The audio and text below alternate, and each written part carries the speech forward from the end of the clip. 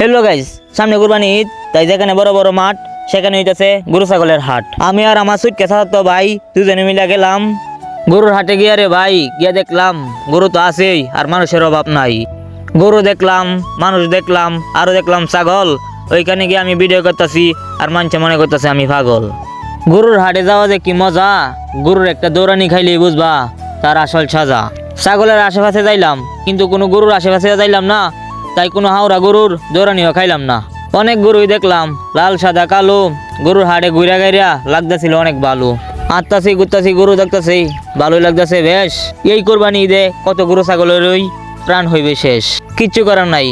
কোরবানি ঈদে গরু ছাগলের অনেক কষ্ট হইব, এটা আমরা সবাই জানি।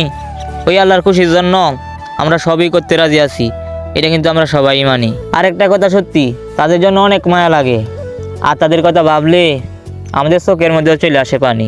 আর সবাইকে জানাই অগ্রিম হাম্বা মোবারক।